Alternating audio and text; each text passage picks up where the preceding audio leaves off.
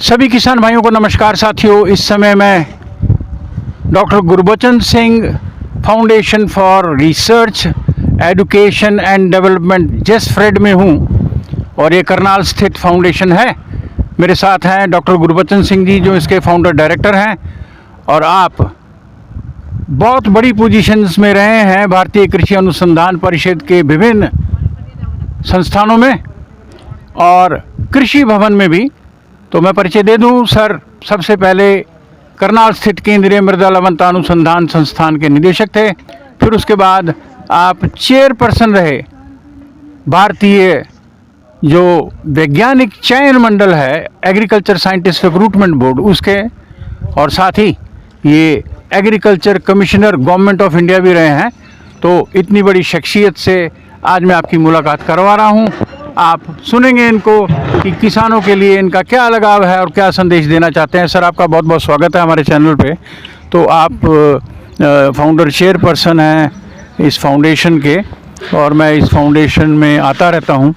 तो मैंने देखा है आज फाउंडेशन डे आपने मनाया है, आपको बहुत बहुत बधाई। काफ़ी किसान भी इसमें आए थे, तो काफ़ी ग्रो कर रहा है। क्या क्या लक्ष्य लिए हुए हैं आप इसमें? गुसाइन जी बहुत बहुत धन्यवाद कि आज पहले तो हमारे फंक्शन पे आए। जी और पहले भी आप आए थे। जी। जैसे आपने बताया मैं 2017 में जी रिटायर हुआ। जे सोचा कि क्या किया जाए, तो दिमाग में यही आया कि जहाँ से शुरू हुआ है उसी तरह का कृषि के साथ किसानों के साथ जोड़ मेला चलता रहे। Very nice. हमने 3 इसमें लक्ष्य लेके, एक तो यही कि जो टेक्नोलॉजीज हैं हमारी उनको किसानों के साथ ग्रास रूप से जोड़ा जाए। अच्छा जी। दूसरा था कि हम स्टूडेंट्स को कृषि के साथ जोड़ें। अच्छा। स्कूल डेज थे ताकि उनका रुझान कृषि के तरफ बढ़े, ताकि जरा हमारा ब्रेन ड्रेन हो रहा है उसमें भी कोई कहीं ना कहीं थोड़ी बहुत ही रोक लगनी चाहिए जी। तीसरा हमारा ये था कि भी हमारी बहुत लड़के जो गांव में अनएम्प्लॉयड हैं और ख़ासकर रूरल यूथ जी, और उनके लिए स्किल एंटरप्रेन्योरशिप डेवलपमेंट का क्या काम किया। Very nice. तो मैंने यही संकल्प लिया कि जहां हमने पहला था उनको टारगेट किया कि जो 85% small and marginal farmer. Very nice. और जो स्मॉल एंड मार्जिन उनके पास 5 एकड़ से कम ज़मीन, जो काम मैंने CSSRA में जो निर्देशक करवाया था जी कि एक इंटीग्रेटेड फार्मिंग सिस्टम मॉडल बनाया जाए जी, जिसमें रोज की नहीं चाहे हफ्ते 15 दिन बाद किसान के घर आमदनी होनी चाहिए। अब पहला काम तो यही किया जिसमें हमने एग्रीकल्चर को, क्रॉप्स को, डेयरी को, फिशरीज को, फ्रूट्स को, सभी चीज़ को इंटीग्रेट किया। हाँ, बकरियां भी रखी हैं। अच्छा। और मुर्गियां खासकर देसी। अभी की बात है कि देसी अंडों की इतनी डिमांड है हमारे से पूरी नहीं होती। आई सी रोज मतलब। तो किसान भाइयों, सर ने यहाँ पर जेसफ्रेड फाउंडेशन में इंटीग्रेटेड एकीकृत कृषि, पशुपालन, मत्स्य पालन, मुर्गी पालन और साथ में बकरी पालन को भी इंटीग्रेट किया है। तो आप इनका मॉडल यहाँ पर ज़रूर देखने आएँ। अगर आप पास में रहते हैं तो कोई दिक्कत नहीं होगी, दूर हैं तो कभी ना कभी करनाल निकलते हो तो इसको ज़रूर देखिएगा। सर दूसरा काम हमने ये किया कि सब जगह के बात हो रही है पानी बचाया जावे, ज़मीन की गुणवत्ता को बढ़ाया जावे, उसकी जो जैविक विभिन्नता है उसको वापस लेकर आए हम लोग। और ये जो वातावरण में बदलाव आ रहा है इसका भी कोई ना कोई प्रूफिंग वाला काम होना चाहिए।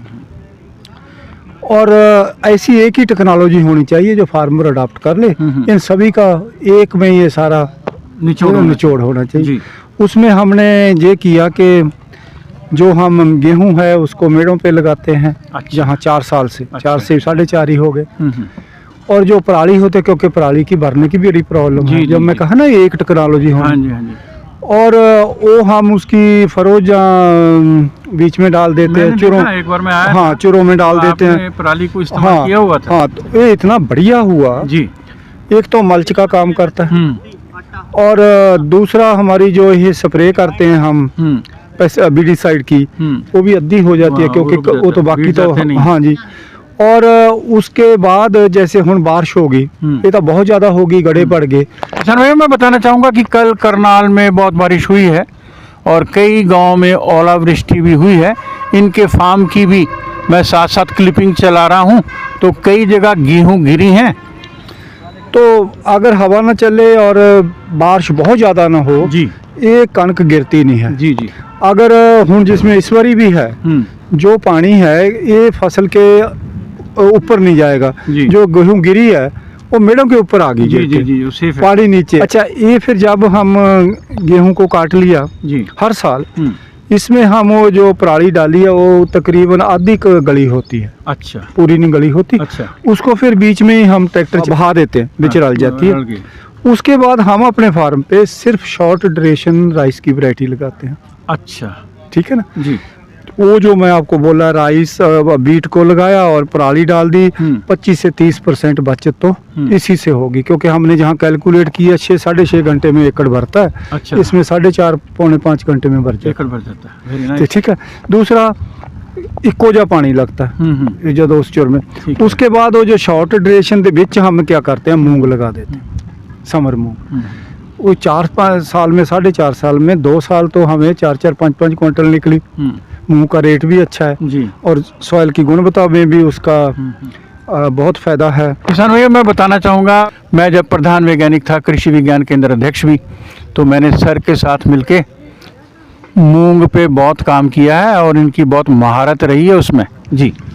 तो वो 2 हो गए, एक तो पराली डल गई, जी एक अपन ने मूंग लगा दिया, जी। क्योंकि राइजोबियम अपन को पता है फिक्स हो जाते हैं। जी। और उसका हमने फिर 4-4.5 साल बाद थोड़ा जा ब्रीफ सा एनालिसिस किया। ज़मीन में माइक्रोब्स की काफ़ी इम्प्रूवमेंट होगी। यूरिया जो है वो आप तकरीबन हम आधे पे आ गए। Very nice. मतलब घटाओ, जैसे जैसे हमारी ज़मीन ठीक हो रही है कि किसान को तो चाहे उसको पराली का इलाज भी हो गया, उसकी ज़मीन की गुणवत्ता बढ़ गई, पानी बच गया, विभिन्नता होगी, माइक्रोब्स हो गए, खर्चा कट गया। Very nice. तीसरा काम उसके लिए हमने थोड़ा ऑर्गेनिक और अच्छा आपकी नेचुरल फार्मिंग के ऊपर, ये हम जितनी हमारी फ्रूट और वेजिटेबल है इनमें हम रेयरली यूज करते हैं केमिकल। हमने 20 फुट चारे पासे फार्म की बाउंड्री पे तकरीबन 2 दर्जन तो ज़्यादा भी हर फल लगा हुआ, ताकि 365 दिन में किसान के खेत में घर का फल हो।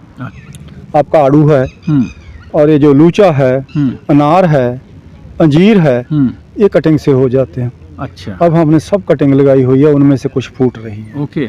ये फिर हम किसानों, क्योंकि इन्हों के जेडे मदर ने वो बहुत अच्छे, जैसे इन्हीं से लिए हुए हैं, तो फिर वो आगे ले जाते। ये मेरा बहुत पहले का था कि वो 4 साल बेचारा 3 साल किसान लगाता है, इतना बड़ा हो जाता है, उसको लगता कुछ नहीं। हाँ जी हाँ जी। ये ਆਪਾਂ ਇੱਥੇ अच्छे फलदार पौधे हैं। जो एक जो सबसे बढ़िया, जो मैं अब जिसमें ज़्यादा इंटरेस्टेड हूँ जी, किसान अच्छा सीड चाहता है। Very nice. मैं इत्थे जितनी नवी वैरायटी आती हैं, एक तो जो इसी बारी रिलीज हुई है, एक मैं साढ़े निदेशक लोगों को मैं कई रिक्वेस्ट भी करता हूँ कि भाई 1-2 किलो दे दो, हम इसको आपको रिपोर्ट भी दे देंगे कि हमारी लोकेशन, हाँ लोकेशन स्पेसिफिक ट्रायल हो जाएगा। जी जी। उससे क्या होता है, हमारा थोड़ा बीज हो जाता है, 5-10 किलो हम पैक करके किसानों को दे देते हैं। ठीक। और इसके साथ जब वो बी, क्योंकि मैं रोज फार्म पे रहता हूँ, सुबह शाम खेतों को देखता हूँ, ग्रोइंग अच्छी हो जाती है, बीज की क्वालिटी भी सीड की अच्छी होती है। उसके क्या हुआ, नंबर ऑफ फार्मर्स पंजाब जैसे आपके मैं देखा बहुत जुड़े हुए हैं लोग, आपको बहुत जानते हैं, वो लोग फिर वो कहते हैं हमें बीज ज़्यादा दो, ज़्यादा। अब मैंने फार्मर पार्टिसिपेटरी अपनी बाउंड्री के साथ, हाँ वो तकरीबन 20-25 एकड़ का सीड अच्छा बनाते हैं। अच्छा, हाँ अब तक हमारा ये है कि हर साल एक ही वैरायटी टॉप नहीं कर रही जी। अच्छा। इसका मतलब है उनका जो रिक्वायरमेंट है वो डिफरेंट है। राइट। तो हम फार्मर को ये भी सलाह देते हैं कि कम से कम 3 वैरायटी लगाइए जी। अभी लोग देखो एक और ट्रेंड चल रहा है को मिक्स करके वो अच्छा, इतने मैं देखा वो अच्छा है, फेवर नहीं उसका बिल्कुल नहीं करना चाहिए जी, क्योंकि उसका कोई फायदा नहीं है। समझ गए ना। एक ये बड़ा अच्छा काम हम जहाँ, अच्छा मैं बहुत खुश हुआ आज देख के, आपने 872 भी लगाई है पंजाब एग्रीकल्चर यूनिवर्सिटी लुधियाना की, और RS1 भी लगाई है। वो जो है उसकी बहुत डिमांड डॉक्टर है। साहब कैसे लगी है दोनों वैरायटी वैसे, 872 और RS1? ये लगी है हाइट में या कद में या अ, चलने में, फुटाव में, जो टेलरिंग में? 872 है मेरा ख्याल है इसकी जील्ड उससे ज़्यादा आएगी। 826 है। नहीं, वो RS1 से तो RS1 से तो ज़्यादा ही 826 से भी ਮੈਨੂੰ ਲੱਗਦਾ ਹੈ ਕਿ ਥੋੜਾ ਬਹੁਤਾ ਐਡਵਾਂਟੇਜ ਆਏਗਾ। ਹਾਂਜੀ। इसलिए ਮੈਨੂੰ ਇਹ 3385 ਵੀ ਮੈਨੂੰ ਇਨकी अच्छा, ਬਹੁਤ ਅੱਛੀ ਲੱਗਦੀ IRI ਹੈ। की। ਹਾਂ, ਇੱਕ ਇਨकी 3406 ਵੀ ਮੈਂ ਇਹ ਤਾਂ ਹੁਣ ਗਿਰ ਗਈ। अच्छा। ਉਹ ਤਾਂ ਦੇਖਣੇ ਵਾਲੀ थी, ਉਹਦਾ ਸਟੈਮ ਤਾਂ ਅੰਗੂਠੇ ਵਰਗਾ ਹੈ। अच्छा। ਹਾਂ, ਇੱਕ ਕੰਮ ਆਪਾਂ ਹੁਣ अच्छा, ਜੋ मैं देखा सरों भी लाई है थोड़ी जी तुसी। ਸਰੋਂ ਐਸਾ हुआ जी। ਉਹ ਕਿਸਾਨ ਕਈ ਆਪਣੇ ਮੇਰਾ ਉਹ ਤਾਂ ਹੈ ਨਹੀਂ ਵੀ ਆਪਾਂ ਕਿਸੇ ਤੋਂ ਲੈ ਕੇ ਲਾਈਏ। तो किसान आते हैं, पहला मैं 2 लगाता था, एक इनकी पूसा की लगाता था, एक अपनी CSR 56 जी। बीकानेर वाले उधर लोग ना कुछ थोड़ा सेल इन्वर्टर है ਉੱਥੇ ਉਹ ਚੰਗਾ ਕਰਦੇ। ਫਿਰ ਇਹ ਕਹਿੰਦੇ ਜੀ ਝਾੜ ਘੱਟ ਹੈ, ਫਿਰ ਇਹ 725 ਹੈ अच्छा। ਹਰਿਆਣੇ HAU ਦੀ ਬੜੀ ਸੋਹਣੀ ਵੈਰਾਈਟੀ ਲੱਗੀ। ਹਾਂਜੀ। ਮੈਂ ਤੁਸੀਂ ਦੇਖਿਆ ਹਾਈਟ ਹੂਟ ਮੈਂ ਵੀ ਵੀ। ਬੜੀ ਹਾਂ ਲਗਾਈ ਹੈ ਨਾ, ਮੈਨੂੰ ਚੰਗੀ ਲੱਗਦੀ ਹੈ। ਬਹੁਤ ਅੱਛੀ ਬਾਕੀ ਤਾਂ variety ਹਾਂ ਇਹ ਵੀ ਬਹੁਤ ਅੱਛੀ ਵੈਰਾਈਟੀ ਹੈ, ਮੇਰਾ ਖਿਆਲ ਹੈ ਅੱਗੇ ਚੱਲੇਗੀ, ਚੱਲ ਵੀ ਰਹੀ ਹੈ। चल रही है जी। ਅੱਛਾ, ਇੱਕ ਦੋ ਕੰਮ ਹੁਣ ਜਿਹੜਾ ਇੱਕ ਕੰਮ ਮੈਂ ਇਹ ਕਰ रहा हूँ कि इतना कुछ इतने हर एग्रीकल्चर ਦੀ प्रैक्टिस है, हर एग्रीकल्चर ਦਾ चाहे एनिमल है, बकरियां हैं, मुर्गे हैं देसी, इसको एग्रो इको टूरिज्म बनाना बन ही गया। ਹੁਣ ਤਾਂ मैं लगा दिया हाँ, बोर्ड तो में। आपने हाँ यूज़ कर दिया है। हाँ, तो वो ਹੁਣ उसको हम थोड़ा सा ताकि बच्चे आन, फैमिलियां आन, थोड़ा जा किसान भाइयों, आज फाउंडेशन डे पे डॉक्टर गुरबचन सिंह जी ने अपने इस फाउंडेशन को, जो इनका स्टेशन है, उसको एग्रो टूरिज़्म के लिए भी अनाउंस किया है।